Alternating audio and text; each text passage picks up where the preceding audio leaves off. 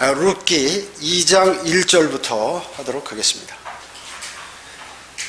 나오미에게는 남편의 친척 한 사람이 있었는데 그는 부강한 자요 엘리멜렉 가문으로 그의 이름은 보아스더라. 모압 여인 룻이 나오미에게 말하기를 이제 나로 밭에 가게 하소서. 내가 누구의 목전에 은혜를 얻으면 그의 뒤를 따라 이삭을 죽겠나이다 하니 나오미가 그녀에게 말하기를 내 따라 갈지어다 하더라. 그녀가 가서 이르러 추수꾼들을 따라 밭에서 이삭을 주었는데 우연히 엘리멜렉의 친족 보아스에게 속한 밭의 한쪽에서 줍게 되었더라. 여기 룻기의 이제 진짜 주인공이 나옵니다. 참 담대하고 용기 있고 거침이 없는 그러한 사람 보아스라는 인물이 여기서 나오게 됩니다. 이 보아스란 뜻은 빠름, 빠르다, 빠름, 또 기민함 뭐 이런 뜻이 있습니다. 그래서 그가 어떤 일을 하는데 아주 신속하고 명랑하게 준비되어 있는 그러한 상태입니다. 뭐 거침없이 그냥 이렇게 눈치 보고 그런 것이 아니라 신속하면서도 명랑하게 뭐 하나님의 일을 질질 끌지 않고 기쁜 마음으로 주님의 일을 하는 그러한 준비된 마음으로 하는 것이죠. 여러분이 주님을 섬길 때에도 또 경배 드릴 때에도 준비된 마음으로 하시며 별대로 주의 첫날 경배 드리러 나오는 것이 부담되거나 또 여러 가지 마귀의 공격에 계속해서 휘말려 가지고 힘든 그러한 상태가 아니라 마음에 준비된 상태로 나오는 그러한 사람 같은 것이죠. 여러분 솔로몬 성전 거기 입구에 보면 큰 기둥이 두 개가 있죠. 그 이름이 바로 보아스와 야킨입니다. 보아스와 야킨. 보아스는 힘 가운데란 뜻이고 야킨은 세워진 이런 말씀입니다. 그래서 두 기둥의 뜻은 주님의 집이 힘있게 세워졌다. 주님의 집이 아주 힘있게 세워졌다라는 그러한 뜻인 것입니다. 룻기의 이 보아스 있잖아요. 보아스는 바로 예수 그리스도의 예표가 되는 거예요. 예수 그리스도의 예표. 즉 보아스가 그가 담고 있는 힘과 그리고 기민함은 주 예수 그리스도의 예표가 될 수 있는 것이죠. 주님께서 이 땅에 오셨을 때 무슨 서기관들, 바리새인들, 정치 지도자들이나 종교 지도, 물론 그때는 정치와 종교가 함께 이렇게 되어 있었으니까 그런 지도자들의 공격 또 자신의 생명의 두려움 이런 것을 따지지 않았어요. 그랬을 때 바로 보아스는 예수 그리스도의 예표다 하는 것입니다. 시편 40편 8절에 보면 다윗이 오 나의 하나님이여 내가 주의 뜻을 행하기를 기뻐하오니 정녕 주의 법이 나의 마음속에 있나이다. 다윗은 말이죠 주님의 뜻을 행하는 것을 기뻐했다 그 얘기죠. 여러분 어떻습니까? 여러분은 또 주님의 뜻을 행하는 것을 기쁘게 여기실 그러한 사람이 되겠죠. 그래서 주님의 말씀이 주의 법이라는 게 말씀이죠. 나의 마음속에 있나이다 이렇게 했습니다. 그래서 다윗은 예언적으로 원래 예수 그리스도의 예표죠. 대신해서 그러니까 예수 그리스도께서 하시는 말씀을 다윗이 대신하는 말씀이에요. 이게 시편 40편 8절 같은 것도. 그래서 내가 주의 뜻을 행하기를 기뻐하오니 이런 것은 기민하다 그 얘기죠. 뭐 쭈삐쭈삐대고 눈치 보고 그런 게 아니라 바로 그냥 주님의 일을 수행하는 그러한 것이죠. 또 신약 히브리서 10장 90절에 보면 그때 말씀하시기를 오 하나님이여 보소서 주의 뜻을 행하려고 내가 왔나이다 하셨으니 첫 번째 것을 패하심은 두 번째 것을 세우려 하심이라. 예수님께서 주님의 뜻을 아버지의 뜻을 행하러 이 땅에 오셨다 그 얘기죠. 그래서 첫 번째 것을 패한다는 건 첫 번째 게 뭐예요? 율법이죠. 구약을 패하고 두 번째 것을 세운다. 이 신약이죠. 새 언약을 얘기하는 것입니다. 그래서 그 뜻에 따라 한 번 예수 그리스도의 몸을 들이심으로 우리가 거룩하게 된 것이라. 즉 주님께서 십자가에 단 한 번 매달리셔서 이렇게 단번에 영원한 속죄를 이루셨다는 것이죠. 그래서 아버지의 뜻을 완벽하게 행하시고 생을 마감하셨어요. 그렇죠? 그래서 그 영원한 속죄를 이루시게 했다는 것입니다. 다윗은 시편 여러 곳에서 하나님을 뭐라고 표현했냐면 하나님을 나의 힘이라고 그랬습니다. 나의 힘이라고 부르고 있습니다. 예수 그리스도께서 믿는 사람들의 힘이 되시는 것과 관련이 있죠. 관련 있는 그러한 성경의 구절들이 많이 있어요. 예수 그리스도께서는 여러분의 힘이십니다. 힘이세요. 시편 19편 14절에 나의 힘이시며 나의 구속주이신 오 주여 내 입의 말과 내 마음의 묵상이 주의 목전에 받아들여지게 하소서. 시편에서 바로 이 나의 힘, 주 예수 그리스도 구주를 말씀하는 것이죠. 구속주. 구속주는 뭐예요? 우리의 구속주인 주 예수 그리스도께서는 여러분의 힘이 되시는 것입니다. 힘. 시편 28편 8절에도 주는 그의 힘이시요 그의 기름 부음 받은 이의 구원하는 능력이시라. 주님은 그들의 힘이시요 기름 부음 받은 이가 누구예요? 예수 그리스도죠. 예수 그리스도를 얘기하는 것입니다. 메시아를 얘기하는 것입니다. 근데 사탄도 이와 같이 그대로 흉내를 냈죠. 기름 부음 받은 덮는 그룹이었죠. 그게 루시퍼가 그랬죠. 그런데 이것이 사탄이 되고 사람을 현혹함으로 마귀라는 명칭을 얻게 됐고 그렇게 된 것이죠. 보아스의 이름이 갖는 그러한 의미, 이것은 바로 예표적으로 주 예수 그리스도와 관련이 있다 하는 것을 아셔야 돼요. 그래서 여기서 이제 보아스가 부강한 사람이고 능력 있는 사람이고 마음에 신속한 사람이고 그런데 이방 여인 룻과 이제 나중에 결혼하게 돼요. 이건 우리가 이방인이었던 우리가 주님을 영접하여 영원한 생명을 얻게 됐고 예수 그리스도의 신부가 되는 그러한 것이라. 여러분, 하나님의 말씀은 말이죠. 하나도 이렇게 삐뚤어 나간 게 없습니다. 대단한 말씀이죠. 여기 1절에 보면 엘리멜렉의 가문이었다고 그랬죠. 가문이란 뜻은 주로 가족을 확대한 것이에요. 예를 들어서 뭐 사촌, 뭐 오촌, 형제들, 뭐 이런 것을 다 포괄한 용어죠. 가문이라는 것은.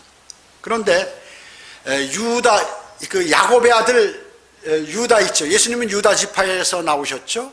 근데 유다가 세 아들이 있었어요. 하나는 셀라, 하나는 파레스, 하나는 세라, 이렇게 세 사람의 아들이 있었는데 이 엘리멜렉과 보아스는 뭐냐면 파레스의 후손이라고 얘기죠. 그러니까 보아스는 파레스의 6대 손이에요. 이렇게 되어 있습니다. 그래서 여기 2장 여기 1절에 보면 보아스가 부강한 자라고 그랬죠. 부강한 자. 예수 그리스도는 모든 것을 다 갖고 계시죠. 주님은 모든 것을 다 갖고 계시죠. 그래서 보아스는 부강한 자라고 그랬는데 예수 그리스도의 예표다. 고린도 후서 8장 9절에 보면 너희가 우리 주 예수 그리스도의 은혜를 알거니와 부요하신 분이 너희를 위하여 가난하게 된 것은 그의 가난함으로 인하여 부요하게 되도록 하심이라. 그분이 이 땅에 오셔서 가난하게 사셨죠. 머리 둘 곳 쫓아왔고 그렇게 가난하게 사셨지만 그 이유는 여러분을 부유하게 하시기 위해서 그렇게 하셨다. 사도 바울은 어떻습니까? 헤아릴 수 없는 그리스도의 풍요함을 이방인에게 자신은 전파했다고 말하죠. 에베소서 3장 8절에서. 그리스도의 풍요함, 주님에게는 모든 풍요한 것들이 다 있으시다 그 얘기죠. 근데 수많은 사람들이 그 풍요함을 누리지 못해요. 왜 그럴까요? 주님을 온전히 신뢰하지 않기 때문에 그렇습니다. 주님을 온전히 신뢰하지 않기 때문에. 여기 지금 엘리멜렉과 보아스는 같은 족속이죠. 그런데 두 사람의 차이점이 있다 그 얘기죠. 대단히 이것이 우리가 취할 그러한 교훈이라고 볼 수 있는 것이에요. 같은 족속이지만 기근이 들었어요. 그 장소에 베들레헴에 이제 막 비가 안 오고 식량들이 다 이런 것들이 흉년이 들어가지고 먹을 게 없어요. 그러니까 민심이 흉흉해지겠죠. 그리고 사람들이 막 괴로워하는 거예요. 그리고 싸우고 짜증내고 막 이러죠. 먹을 게 없으니까. 사람이 가난에 찌들면 어때요? 여러 가지 어려운 시련들을 많이 당하게 되죠. 힘들죠. 좀 불편하죠, 사실. 별거 아니지만, 돈이라는 것은 별거 아니지만 없으면 불편하다 그 얘기죠. 그래서 이 두 사람이 있는데 엘리멜렉 같은 경우는 어땠어요? 지금 하나님의 그 기근이 든다고 모압 땅으로, 하나님의 원수인 그 모압 땅으로 가버린 거예요. 그래가지고 찬양함과 빵의 집을 떠났어요. 베들레헴이란 의미가 뭐야? 빵의 집이란 뜻이에요. 빵의 집. 그러니까 거기서 풍성하게 먹을 수 있는데 잠시 먹을 수 없다고 떠나버렸어요. 그래가지고 어때요? 모든 것을 잃어버리게 됐죠. 모압 땅에 가서 모든 것을 잃고 말았던 것입니다. 이게 엘리멜렉의. 그러면 보아스는 어땠습니까? 보아스는 하나님을 신뢰했고 하나님의 찬양함과 빵의 집에서 그 어려움을 당하면서 기근의 시기를 넘겼다 하는 것이죠. 그랬을 때 하나님께서 그 사람을 부강한 사람으로 만들어 주셨다 하는 것이죠. 그렇게 차이가 나는 거예요. 차이가 두 사람이에요. 여러분 룻 말고, 이건 지금 여자 룻이고 롯이라고 있었잖아요. 롯, 아브라함의 조카 롯. 두 사람을 비교해 보면 또 그렇게 차이가 나는 것이죠. 롯은 어땠어요? 자기가 가축을 기르기 쉬운 그러한 넉넉한 소돔의 평원을 자기가 먼저 택했어요. 그러니까 그 아브라함이 양보했죠.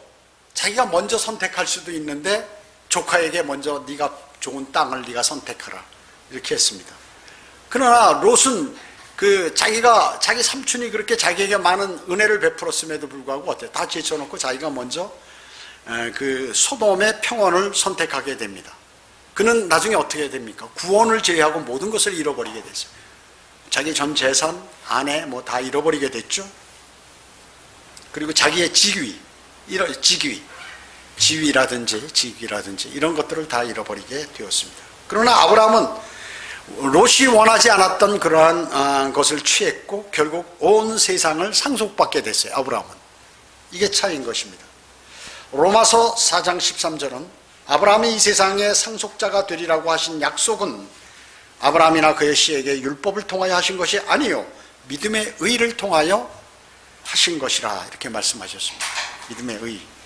자, 아브라함은 세상의 상속자가 되었어요. 세상의 상속자.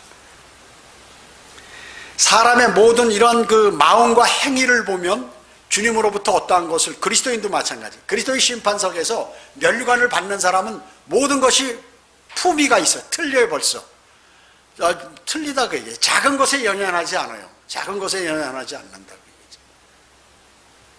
그 얘기죠. 룻은 지금 이 룻기에 나오는 이 룻 여인, 참 하나님께 경배하고 베들레헴에서 가난한 그러한 삶을 살기 위해서 모압 땅에 있는 모든 것을 포기하고 베들레헴으로 온 것이에요. 이거 어려운 것입니다.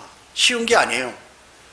자신의 생존권이 걸려있는, 또 앞으로 미래 행복이 인간의 그 머릿속이나 마음속에 있는 그러한 행복, 추구하는 행복을 버리고 글로 왔다는 것은, 그것은 사실 자기 생명을 버린 것이나 다름없는 것이에요. 대단하죠. 그녀는 그곳에서 가장 그러나 어떻게 부유한 남자와 결혼하게 되는 것입니다. 여러분이 세상을 포기하고 주님을 따르고 주님을 영접함으로 여러분은 가장 부유하신 주님의 신부가 되신 것이에요. 가장 부유하신 주님의. 여러분 지금 없고 힘든 일이 있다고 그런 거 낙심하지 말기 바랍니다. 여러분은 가장 부유한 사람이고 영적으로 풍성한 사람들이에요. 그 풍성함을 영위하지 못하는 그러한 사람들이 되어서는 안 된다는 것이죠. 주님께서 여러분에게 베푸신 모든 자비가 많이 있는데 그것을 기억하지 못하고 우습게 여긴다고 하면 그 사람은 불행한 삶을 사는 사람이나 마찬가지. 하나님께서 율법에 유대인 지주들에게 어떻게 해요? 말씀하셔요. 가난한 사람들이 죽을 수 있도록 수확할 때 그 나달들까지 싹 훑어가지 말라고 이렇게 말씀하셨죠. 명령하셨습니다. 말씀이 아니라 아예 명령으로 그렇게 하신 것이에요. 레위기 23장 22절에 보면 너희가 너희 땅에 수확을 거둘 때면 너는 거두는 들 모퉁이까지 깨끗하게 거두자. 아주 구석구석 싹 다 걷어가지 말라 그 얘기죠. 말고 내 수확 중에서 이삭도 줍지 말고 너는 그것들을 가난한 자와 타국인을 위하여 남겨두라. 나는 주 너의 하나님이라. 주님은 말이죠.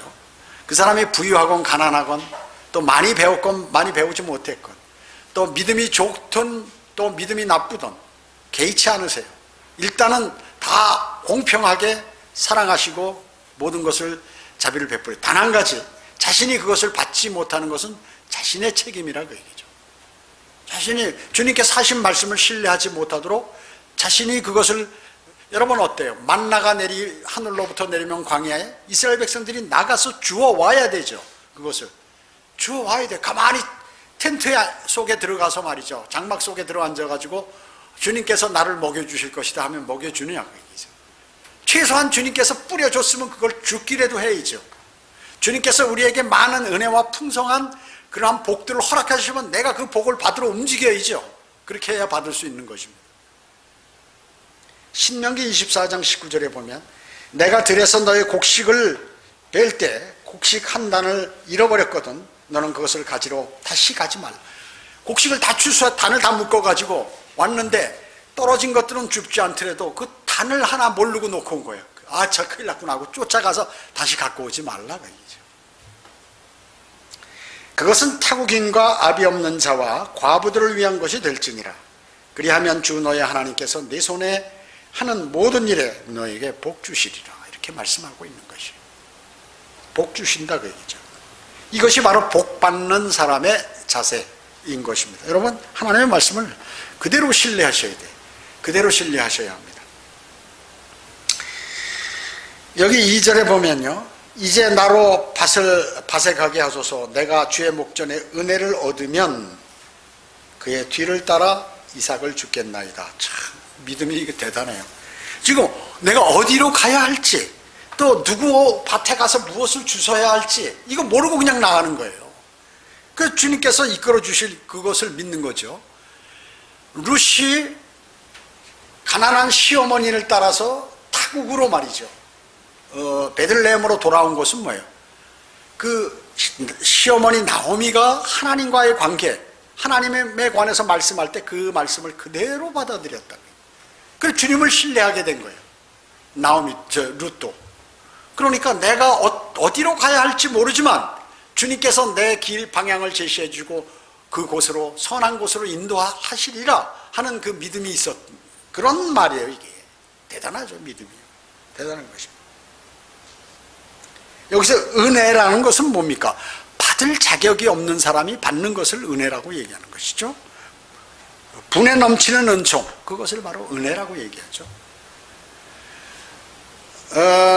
룻은 그녀 자신이 모압인이기 때문에 모세 율법에 있는 혜택을 받을 자격이 자신은 없다고 생각했어요. 나는 이방인이야. 그렇기 때문에 유대인의 복을 난 받을 수 없어. 이렇게 하고 있었어요. 그런데 어떻습니까? 자격이 있죠. 하나님께서는 이방인과 타국인이라도 이러한 모든 것들을 먹여 살리시고 인도해 주신다는 그런 의미로 구약에서도 말씀하고 계시는 거거든요. 우리는 어떻습니까? 우리도 이방인이죠. 과거에는 우리는 소망도 없었어요. 그리고 하나님도 없는 이 세상에 버려져 버렸어요. 그렇지만 예수 그리스도의 은혜로 말미암아 우리는 영생을 얻게 됐고 또 은혜의 동참자가 되었다는 거죠. 은혜의 동참자. 대단한 사건입니다. 여러분은 정말 크나큰 영예를 받으신 분들이에요. 사람들이. 주님의 영예를 받으신 사람들이란 말이죠. 대단하죠? 이 나오미 같은 상황에서도, 룻이 이런 상황에서도 이렇게 자신이 그렇게 담대함을 갖고 있는데, 여러분은 이 룻의 상황과 비교하면 훨씬 좋은 상황이다. 그렇죠? 여기 2절에 보면 내 딸아 그랬죠. 딸아. 나오미의 딸인가요? 아니죠. 며느리죠. 며느리도 딸이라고 이렇게 얘기합니다. 그 아들아 이렇게 얘기하는데 자기가 낳은 아들만 아들입니까? 아니죠. 사위도 아들, 뭐 여러 가지 후손, 상속자, 이런 모든 것을 성경에서는 아들로 칭하기도 하죠. 아들이라고 부릅니다. 여기 3절에 보세요. 3절에 보면 추수꾼들을 따라 밭에 이삭을 주었는데 우연이란 단어, 여러분, 우연히 엘리멜렉의 친족인 보아스에게 속한 밭의 한쪽에서 죽게 되었더라. 자, 우연히. 이 영어로 happy라고 하죠. happy. 그런데 이것은 가능성, 행운의 뜻이에요. 우연이라는 것은 사실. 여러분, 룻이 자기가 가는 밭의 주인이 보아스인 거 알았어요? 모르고 간 거죠. 모르고. 보아스가 부자라는 사실을 알았나요? 몰랐습니다. 그리고 그 보아스가 그 죽은 시아버지와 관계 있는 사람이다라는 거 알고 갔나요? 모르고 갔어요. 우연히 간 거예요. 우연히. 그리고 그 밭이 누구인지도 몰랐죠. 누구 거인지도 몰랐습니다. 우연히. 여기서 우연히와 마찬가지로 여러분의 우연은 말이죠. 여러분의 우연은 하나님의 계획이다라는 것이에요. 이 지금 룻의 우연이라는 이유는 누구의 계획이에요? 하나님의 계획이에요. 하나님께서. 그래서 여러분에게 일어나는 모든 우연이 있잖아요. 이것은 하나님의 계획에 의하여 이루어지는 것이다. 하나님께서는 그분의 은혜로우신 섭리 가운데서 지금 룻을 인도하고 계시는 거예요. 딱 읽어보면 벌써 성경을 읽으면 지금 룻은 하나님께서 인도하고 계시는구나. 이걸 알 수 있어요. 여러분이 어떻습니까? 여러분이 그 어려움과 고통과 괴로움들이 있고 하더라도 매일 주님의 말씀을 묵상하고 주님과 교제하고 그러면 그 말씀을 통하여 주님께서 나를 잘 인도하실 것이다 하는 그러한 확신이 있잖아요. 그러면 주님께서 지금 나를 인도하고 있다는 것을 여러분은 감지하게 될 것이에요. 그러나 정신없이 살아가 버리면 이 세상을 주님이 인도하는지 하시는지 안 하는지 감을 잡을 수가 없어요. 내 기도를 듣고 계신지 안 듣고 계신지 그걸 알 수가 없어요. 왜냐? 주님하고 교제를 안 합니다. 주님하고 교제를 안 합니다. 그래서 여러분은 반드시 지금 내가 가는 길이 주님께서 나를 인도하시는 길이라는 확신이 있어야 돼요. 그래야 어려움을 이길 수 있죠. 그래야 여러분이 주님으로부터 많은 은혜를 더 받죠. 나 지금 가는 길이 주님이 인도하십니다 라는 확신이 있어야 돼요. 그게 없으면 어때요? 힘들죠. 생을 살아가는데 힘듭니다. 마귀가 계속해서 공격하는 그 공격이 있는데 그리스도인이라면 어렵다 그 얘기죠. 그래서 지금 우리 그리스도인의 주변에 일어나는 모든 일은 우연이라는 게 없다. 그것은 하나님께서 계획하셔서 다 수행하시는 것이다 하는 것을 우리는 꼭 기억하시고 주님이 나를 인도하신다 하는 그러한 담대함으로 어려움을 극복해야 하는 것입니다. 여기 4절 보겠습니다. 4절 보시면 보라, 보아스가 베들레헴으로부터 와서 추수꾼들에게 말하기를 주께서 너희와 함께 하시기를 원하노라 하니 그들이 그에게 대답하기를, 참 이 사람은 벌써 말이 주님께서 너희들에게 함께 하기를 바란다고 이렇게 말씀하는 거죠. 주께서 당신에게 복 주시기를 원하나이다 하더라. 그때 보아스가 추수꾼들을 관장하는 그의 종에게 말하기를 이 사람이 누구의 소녀냐? 이게 룻 보고 지금 누구의 소녀냐고 이렇게 물어보는 것입니다. 왜 그럴까? 눈에 탁 띄겠죠. 외국 사람이니까 딱 띄겠죠. 추수꾼들을 관장하는 그 종이 대답하여 말하기를 모압 땅에서 나오미와 함께 돌아온 모압 소녀이온데 그녀가 말하기를 내가 청하오니 나로 추수꾼들을 따라 단 사이에서 이삭을 죽게 하소서 하였나이다. 그리하여 그녀가 집에서 잠시 쉰 것 말고는 와서 아침부터 지금까지 계속하나이다 하더라. 아주 열심히 하더라 그 얘기죠. 열심히 이삭을 줍더라 그 얘기죠. 여기 4절에 보면 주께서 너희와 함께 하시기를 원하노라. 주께서 당신에게 복 주시기를 원하나이다. 자, 지금 보아스는 주님께서 하나님께서 너희와 함께 하시기를 원한다 이런 얘기를 하는 거예요. 만약에 특히나 미국 같은 데서 사장이 직원들에게 딱 모아놓고 너희는 하나님께서 여러분에게 모두 복 주기를 원합니다. 하나님 소리를 한다. 거기에는 이슬람도 있고 불교도도 있고 여호와의 증인도 있고 무슨 그 몰몬교도 있고 다 있는데 하나님에 관해서 얘기한다. 그럼 난리 나는 거예요. 난리 나잖아요. 그 미국 시민권 연맹이 있어요. 거기에서 그 단체들에서 고소하면 난리가 나는 거예요. 지금 우리나라도 이렇게 변해가고 있어요. 우리나라도.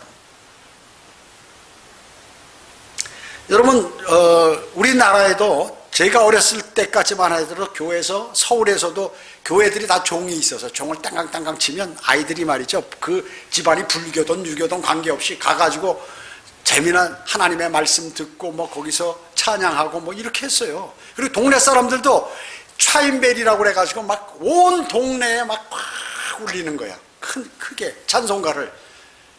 주의 첫날 같은 때 새벽이나 4시나 뭐 5시나 이러면 그 차인벨을 울려도 그 동네 사람들이 불교도 있고 유교 있어도 아무 소리 안 했어요. 아무 소리 안 했어. 아, 그런가 보다. 저 사람들 하는가 보다. 그래, 지금은 어떻게 해? 그렇게 했다가 어떻게 해? 바로 신고 들어가가지고 폐쇄해야 돼, 그 교회. 폐쇄해야 돼. 왜 다른 사람들 피곤하게 만드냐? 다른 종교가 있는데 왜 그런 얘기를 하느냐? 이래가지고 난리하는 거죠.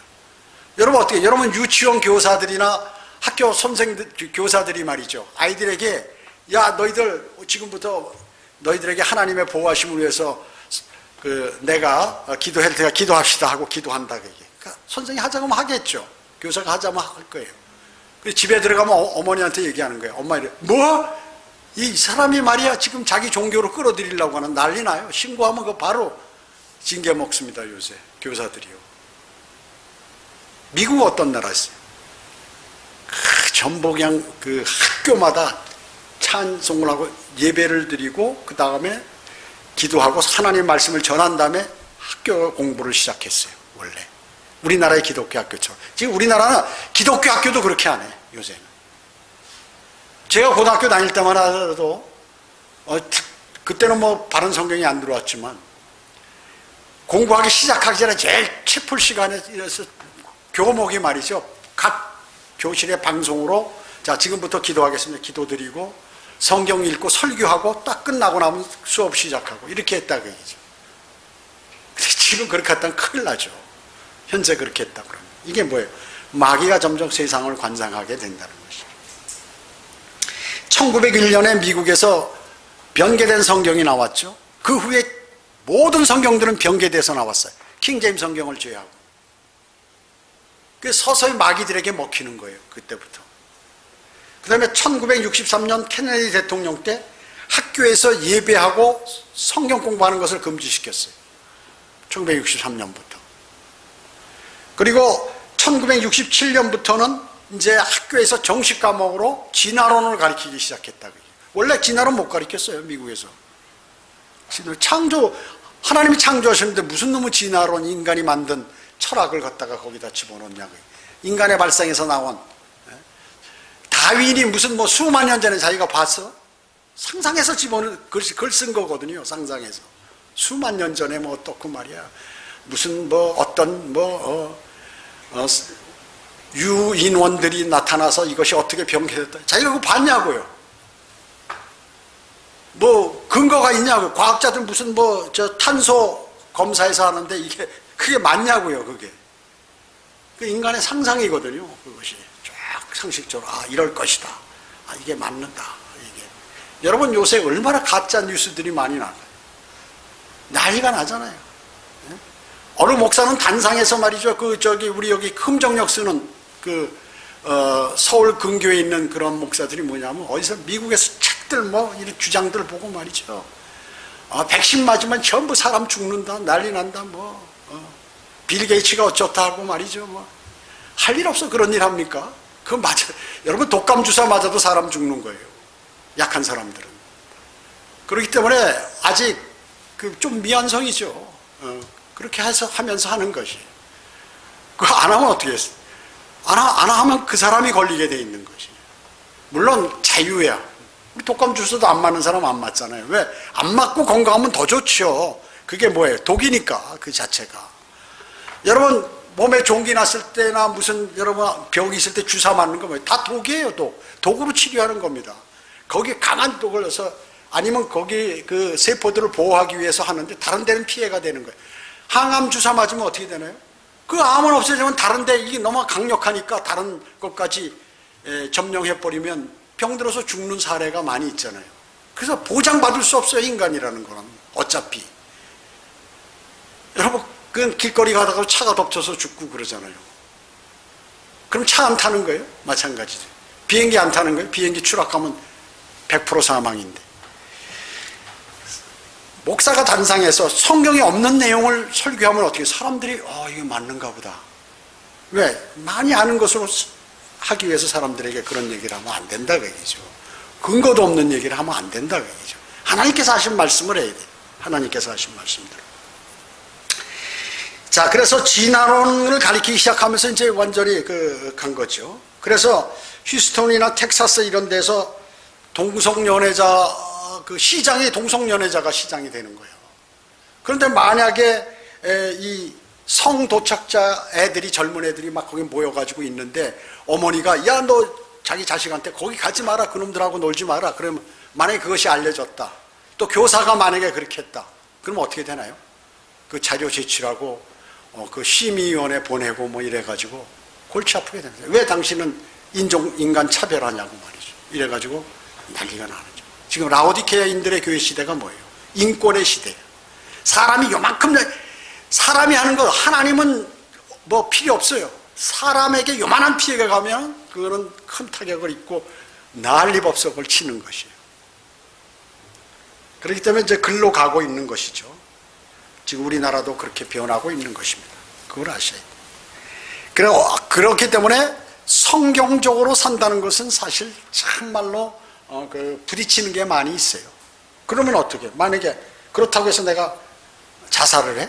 아니면 그렇다고 이 세상이 싫다고 그러면 여러분 세상에 가서 일해서 그거 갖고 수입해 가지고 내 생을 보하고 하는데 그러면 그 그리스도인이 아니고 그러니까 이 사람들하고 전부 원수로 생각하고 다 끝나는 거예요? 난 그런데 안 되고 산속에서 혼자 삽니까? 그러면 지구를 떠나야 되는 것이. 지구를 떠나야 되는 것이. 과거에 보세요. 선지자, 사도들, 예수 그리스도들 전부 죄인들 가운데서 같이 살면서 그들에게 진리를 전파하고 하나님의 말씀과 복음을 전파했던 것이죠. 그런 것을 아셔야 돼요. 그래서 종교를 하거나 기독교 믿는 사람 가운데 이렇게 혼자 이런 생활을 하는 그런 사람들이 많이 있어요. 산에 가서 돛 닦는 사람들이 많이 있어요. 속세를 떠나서. 속세를 떠난다는 말이 이게 뭐예요? 불교 용어 아닙니까? 불교 용어. 기독교는 죄인들 속에 들어가서 복음을 전파해서 그들을 그리스도에게 이겨오는 것이 그리스도의 모든 그리스도인의 사명이라고 얘기죠. 그렇기 때문에 그 안에서 보석처럼 또 빛나는 그러한 사람으로서 역할을 하는 것이. 그 빛의 직분을 감당하는 것이 그리스도인이라 그 얘기죠. 여기 5절에 보면 룻은 지금 보아스의 눈에 띄게 되죠. 예. 작업반장한테 야 저 사람 누구야? 저 여자 이렇게 저 소년 누구냐 그 얘기죠. 그러니까 모아비는 어때요? 여러분 롯 알죠? 소돔에 있던 롯의 아내가 누구냐 하면 이집트 사람이에요. 이집트는 함족이죠. 아프리카죠. 왜 그러면 롯이 이집트 사람하고 결혼했어요? 아브라함이 기근이 일어나서 이집트로 갔을 때 거기 여인하고 결혼해서 왔으니까 벌써 롯의 딸들은 벌써 2분의 1이 함족의 피를 받았다고 해요. 뭐 정확히는 않지만 계략적으로 생각할 때 상식적으로. 그러면 모압인들은 뭐예요? 이 남자들이 다 하나도 없고 보니까 이 두 딸들이 자기 아버지 롯에게 술을 먹여놓고 말이죠. 그래가지고 동침해서 낳은 그 후손이 뭐예요? 모압이라고 얘기죠. 그러니까 4분의 1이 지금 이 모압인들은 이 여기 룻기 여자, 이 여자는 4분의 1이 적어도 그 아프리카, 이집트 사람의 피가 흐르고 있다. 그렇기 때문에 보면은 이렇게 딱 알 수 있는 거예요. 우리가 몇 대가 지나도 혼혈은 이렇게 조금씩 알잖아요. 외국 사람들은 눈이 쌍꺼풀 졌다든지. 원래 우리 지금 한국에 쌍꺼풀 수술을 많이 하는데, 원래 한국 동양인들은 쌍꺼풀이 없어요. 그냥 쫙 내려서. 그런데 이제 외국 사람들이 멋있으니까 쌍꺼풀 수술을 해서 여자들이 지금 거의 다 쌍꺼풀 수술을 하는데, 눈도 작잖아요. 동양 사람들은. 서양 사람은 눈이 크잖아요. 코도 크고 눈도 크고. 그러니까 이게 표시가 난다는 얘기죠. 그래서 보아스는 6, 7절에서 룻에 대한 네 가지 사실을 지금 알아내는 것이에요. 룻이 어떤 사람인지. 가만히 보니까 이것은 그리스도인이 특징하고도 관계가 있는 것이에요. 첫째 뭐냐면 6절에 보면 그는 룻이 의리가 있고 충직하다는 것을 알게 됩니다. 왜 그럴까요? 그의 시어머니에게 충직했고 그녀와 함께 가기 위해서 자신의 고향을 버렸기 때문에 이 사람 마음이 대단한 사람이다. 충직한 사람이다. 그리스도인은 어때요? 충직한 사람이에요. 첫째로 주님을 사랑하는 사람들. 두 번째는 뭐냐면 7절에 보면 보아스는 그녀가 예의 바르다는 것을 알게 됩니다. 예의 바르다는 것을. 그녀는 보아스 밭에서 씨앗을 내가 좀 여기서 얻을 수 있도록 해주세요 하고 막 매달렸다 그얘기해요. 함부로 그냥 다른 사람들 보면 율법에 돼 있으니까 그냥 무조건 줍는 게 아니라 주인에게 허락을 받아. 뭐 율법에 어떻고 이런 걸 들먹이잖아. 타국인이 율법에 보면 주스라고 했습니다. 뭐 이런 얘기 안 했다 그 얘기죠. 자, 그리스도인도 마찬가지로 거짓이 없고 약속을 잘 지키고 그리스도인으로서 지켜야 할 도리들을 잘 지켜요. 그리스도인. 세 번째는 뭐냐면 7절에 보면 보아스는 룻이 성실한 일꾼임을 알게 됩니다.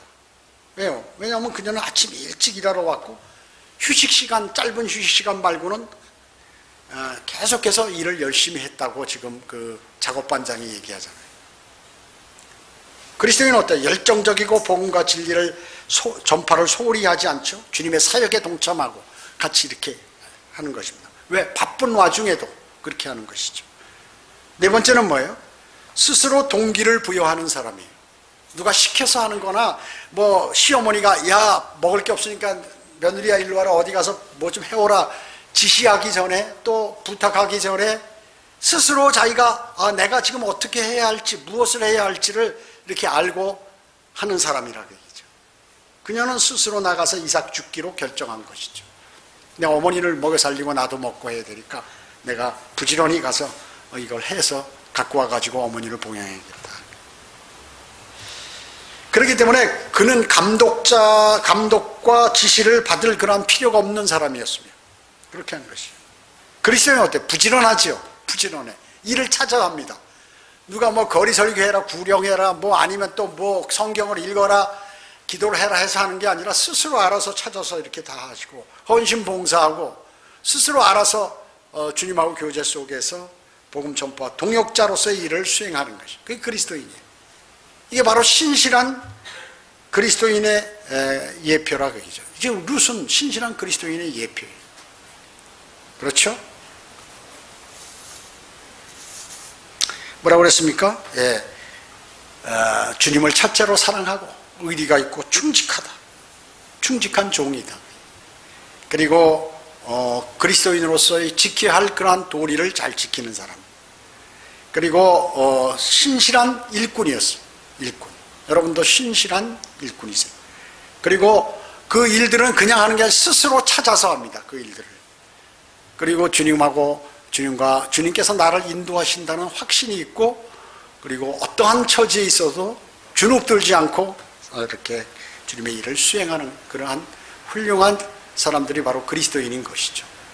자, 우리는 이 룻기를 통하여 우리가 어떻게 영적으로 교훈을 얻어야 할지 그리고 하나님께서 왜 룻기를 기록해 놓으셔서 우리에게 제시하시는지를 아셔야 하는 것입니다. 그걸 마음속에 꼭 이렇게 담으시기를 바라시는 것이죠. 자, 기도드리겠습니다. 주님 감사합니다. 저희들은 오늘 위대하신 하나님의 말씀을 다시 또 접하게 되었습니다. 우리들이 부족한 것이 있나, 또 우리가 무엇을 배워야 하는가, 또 무엇을 실천해야 하는지를 주님께서 말씀하고 계십니다. 하나님의 말씀은 살아있고 능력이 있습니다. 또 우리가 그것은 우리에게 많은 구약 성경이라도 교훈을 주는 그런 위대한 말씀인 것을 다시 한번 생각하게 되었습니다. 주님께 영광 돌리는 삶을 살아가는 아름다운 그리스도인으로서 변모되도록 저희를 인도해 주시길 원합니다.